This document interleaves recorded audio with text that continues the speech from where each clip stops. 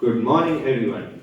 Today, I, Yatharth, will be giving a book review on one of the most famous and influential horror stories of all time, The Call of Cthulhu by H.P. Lovecraft. Before we talk about the story itself, let's talk about the man with the pen. Mr. Howard Phillips Lovecraft, born 28 August 1890, is often described as the father of the modern horror genre.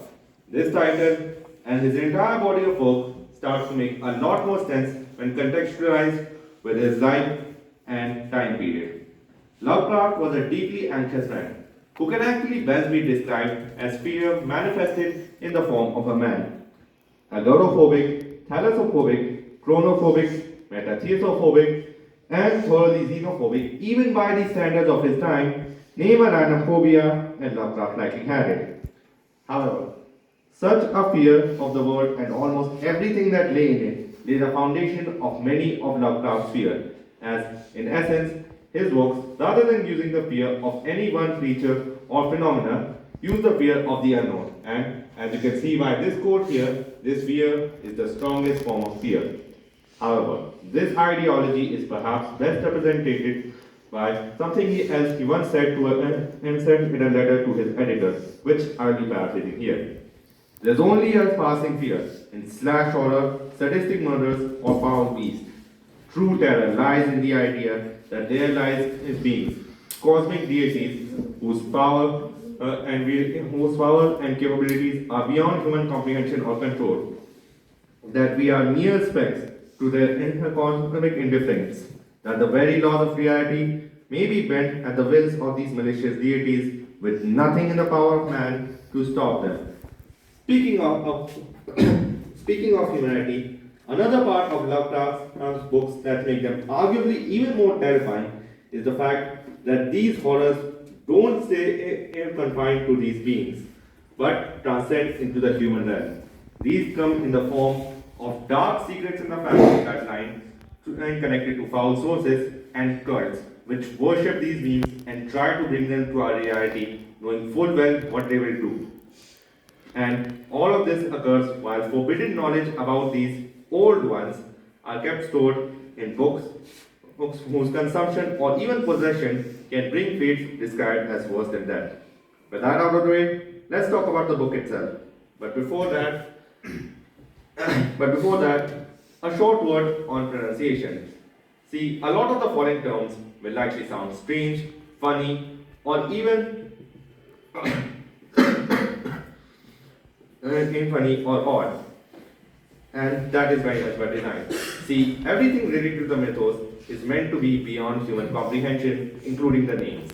These names are meant to be in an alien tongue, and as such, cannot be correctly said by by the humans.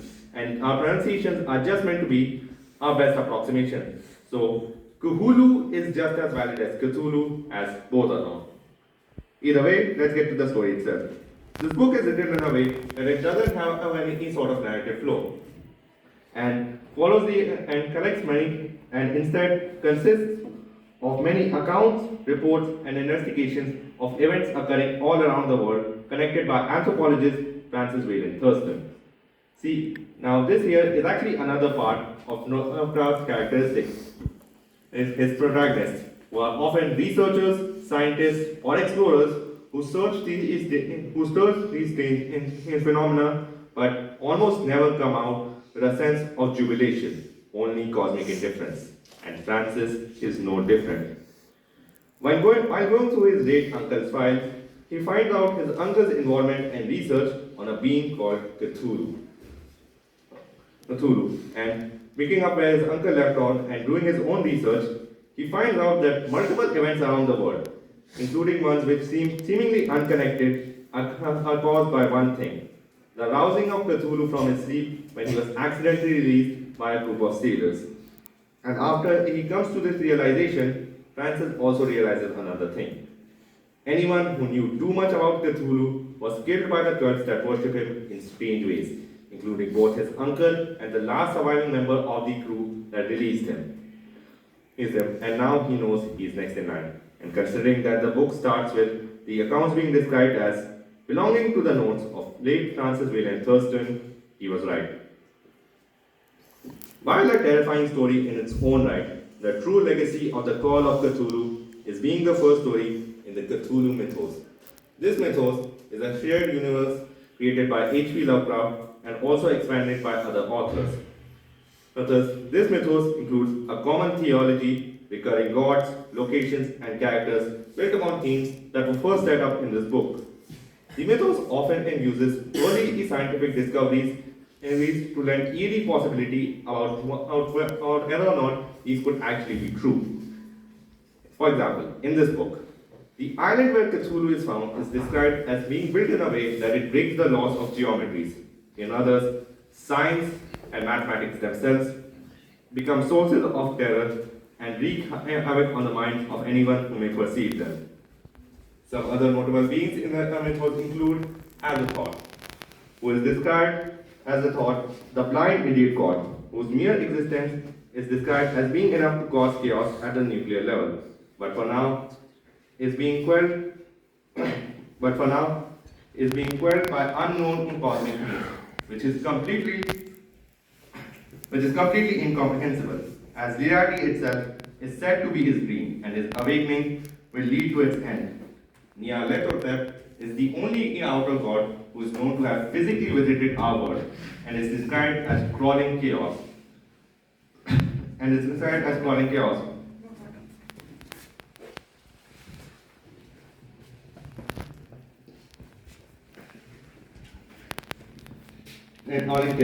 Who enjoys corrupting and deceiving humanities using inhuman intelligence and personality. And finally, there is Yatharth, who is described as the keeper of all time and space in the universe, and the gatekeeper of the realm between our reality and the one where the outer deities live. Apart from these gods, some other ideas in the mythos include shore gods. These are a staple of the Lovecraftian horror genre and are described as amorphous beings with many mouths and eyes that were once used to serve the elder gods, but now have gained their own intelligence and now run amok in the world. The Necronomicon. This is one of the most famous fictional books in all of literature, and is described as containing knowledge of the elder ones, whose possession of this book can lead to death to anyone who may hold it. And finally, there is the recurring character of Randolph Carter. Randolph Carter is actually based on Lovecraft himself and is his alter ego, who discovers horrific nightmares through his own dreams and adventures. Lastly, but perhaps most importantly, is the influence the mythos and its ideas have had on other artists.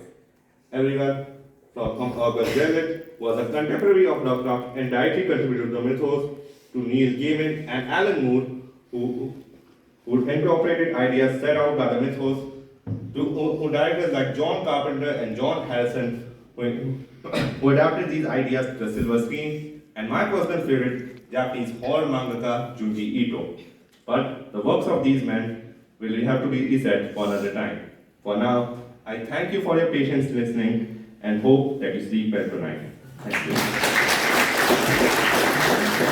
you.